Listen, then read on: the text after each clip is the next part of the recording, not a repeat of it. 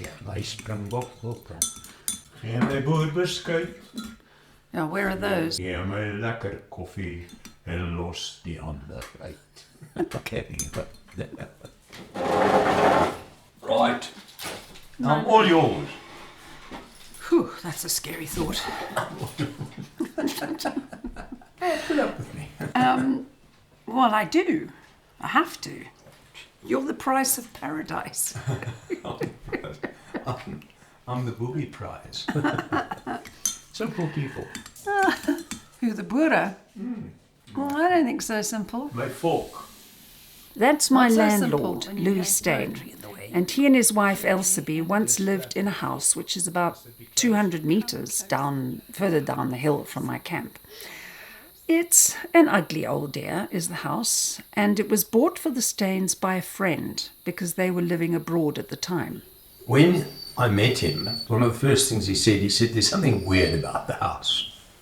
I said, what's weird about the house? He said, well, I've got the Alsatians. They don't seem to be worried, but the cat has a problem with the house. It doesn't want to be in the house.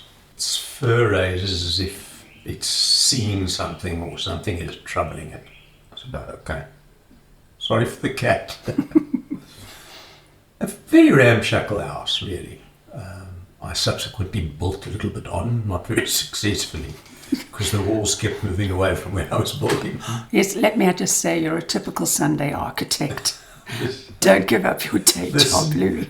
This is so. But I carry on regardless, with it. Anyway, we eventually moved into the house, and I started to add to it, slowly but surely. And that's when these strange happenings occurred. Voices, while we were in our room asleep, we could hear voices in the corridor. Both wife and I. You could hear people arguing. I mean, the strangest things. I'd jump out and go and look, and there was absolutely nothing. What, a man and a woman, I think you A said. man and a woman, Mm-hmm. both in Afrikaans, but raised voices. And often there was just footsteps up and down the corridor. This continued, and I blanked it out, but Elsie didn't. And then she saw the figure of a woman, a vague shape, but identifiably a woman, at night in the dark. Was this in the bedroom? In the bedroom.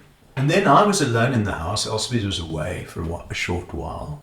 And I woke up and saw the figure of, it wasn't as clear as it was to her, the figure of a girl or woman. And for some reason it didn't disturb me at all.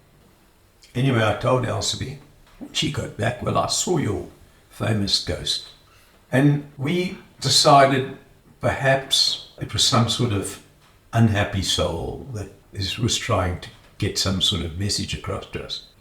And I said, well, why don't you give her a name and tell her she's welcome any time in the house. And we'll kind of just adopt her as our resident ghost. So she said, no, I don't like that idea. I don't like the idea of ghosts. Anyway, I said, okay, well, at least let's give her a name. It just so happened that I'd been chatting to an old mate of mine, an English guy, and he grew up in Booysens. It's just behind the Booysens police station, which is a rough area. And I had been talking to him that. So I said, I know, let's call her Mrs. Booysens. And she said, fine, she's Mrs. Booysens. And I'll try my very best to keep her happy by making sure the house is clean and the dishes are washed and whatnot. Anyway, strangely, Mrs. Booysen then didn't appear for quite some time, and we didn't hear the noises anymore. Then Mrs. Booysens started behaving like a very typical poltergeist, interfering with physical objects, as if speaking to the living wasn't enough to draw their attention. She particularly liked anything electrical. We had strange things happening with electrical appliances. Normally lights that would switch on for no reason.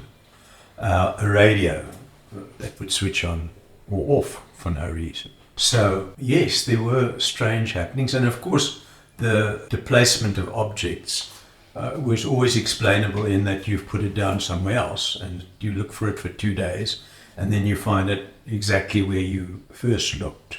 But that could always be explained away. It's just a memory lapse, or you didn't look properly or something.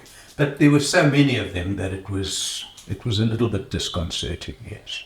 And then we had the funniest incident was an old hunting mate of mine from Zambia, who was a hard-assed ex-SASC squadron right through the Rhodesian Onda War, became a game ranger.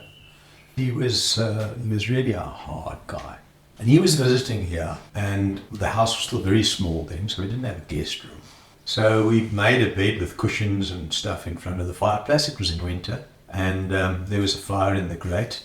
We chatted until late, pretty late, and there was alcohol involved, as there should be always on these occasions. And we went off to bed.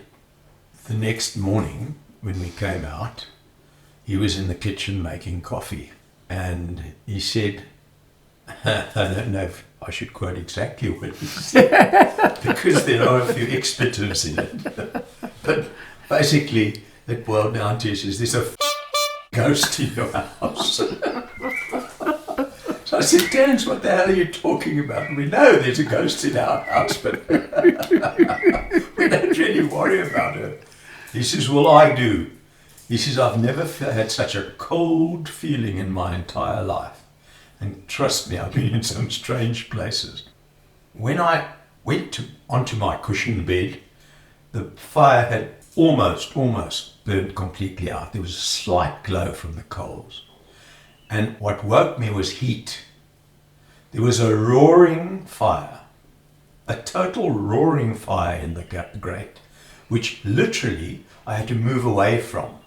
And I took my blankets and I got out of the goddamn house into my car, and I slept in my car. I said, you're a wuss.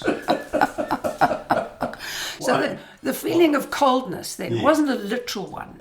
It was, something untoward. Oh, absolutely. He said no. He said, there's something very, very, very, very, very spooky going on. So we left it at that. And then the next incident, really, I skipped the little incidents that happened along the way, which you could explain or not explain, or which could have been normal noises but were a bit abnormal, and there was still the odd argument taking place.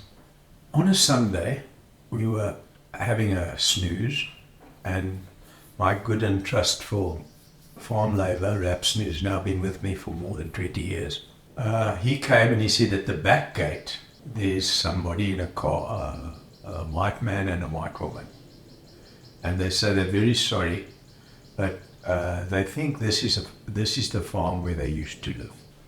So I thought, all right, I'll go and see what's happening. But there was a man of about 50-something, and a young woman, youngish woman, I would have thought about 28, 29, sitting next to him. And she came to the gate. She said, oh, I'm terribly sorry, but in Afrikaans, okay, very Afrikaans. I'm terribly sorry, but I've just resigned from the army. I'm on my way to Iraq as a contractor. And I wanted to come and see the old farm. It's somewhere in this area. And as far as we could work out, it must be in this area. So I said, well, by all means, come in. So I opened the gates, come and have a cup of coffee anyway. And the moment she saw the house, she said, this is it. It's not the same as it was, but this is the house that I grew up in. And she said, are the fig trees still here? I said, yes, there's a whole fig orchard there in front. And the peaches, I said, no, the peach trees are no longer there. I never saw them. She said, my father had trouble with his legs, and he and my mother were very, very unhappy here. And we were unhappy here because of it. They were always fighting. She then explained to us how hard her childhood had been there, how father, he wasn't crippled completely, but he had to walk sometimes with crutches, sometimes with a stick. He couldn't do things. So that in itself, being on a farm and not being able to do things, that made him very difficult to live with. And and he shouted at his wife and she shouted back and things like that.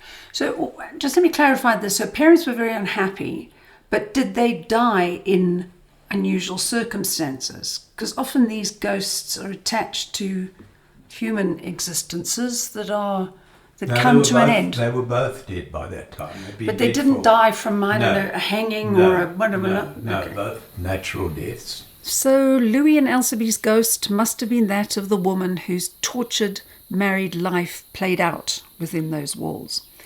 Eventually, their young visitor got up to leave, and as she did, Louis said, "By the way, what was your mother's name?" "Mrs. Booysens," was her reply. After the visit of her daughter, Mrs. Booysens didn't appear ever again.